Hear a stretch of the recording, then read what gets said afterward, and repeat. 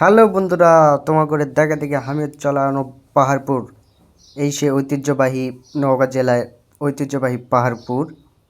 তো চলো আনা ঘুরে ঘেরে তামান দেখা যাক। নওগাঁ জেলার সেই ঐতিহ্যবাহী পাহাড়পুরে আমি চলে আসলাম।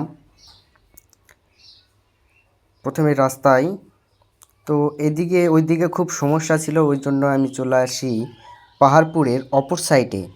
তো এখান থেকে আমরা এখন উপরে উঠতেছি। এখানে উপরে উঠে সব স্থানগুলো আমি আপনাদের মাঝে শেয়ার করব এবং দেখাবো।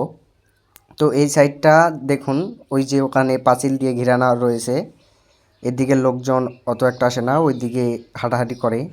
মানে এটা একটা এরিয়া, দেখুন এখান থেকে কত সুন্দর লাগতেছে সে পাহাড়পুর।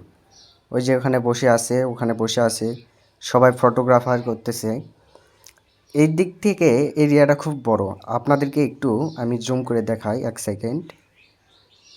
এই যে দেখো, কতই সুন্দর না একটা দৃশ্য।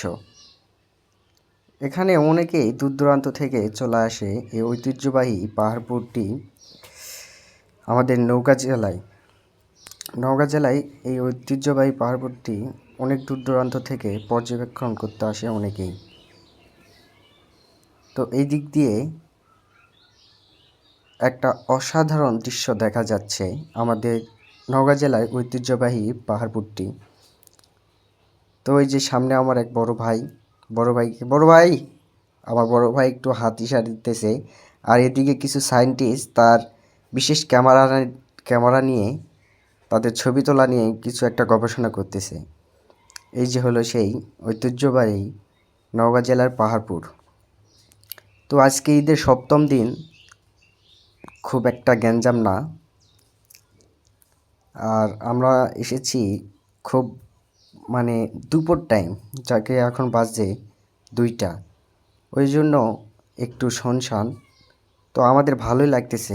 তো এই সাইড দিক দিয়ে অসাধারণ একটি দৃশ্য দেখা যাচ্ছে। তো তোমরা কে কোথা থেকে ভিডিওটা দেখতেছ অবশ্যই একটা করে কমেন্ট করবে। আর তোমরা কখন এই পাহাড়পুরে এসেছো তা অবশ্যই বলবে। তোমরা যারা এই ঐতিহ্যবাহী পাহাড়পুরে এসেছো তারা কমেন্টে একটা করে কমেন্ট করে অবশ্যই চলে যাবে। তো আজকে ভিডিওটি এই পর্যন্ত, সবাইকে ধন্যবাদ।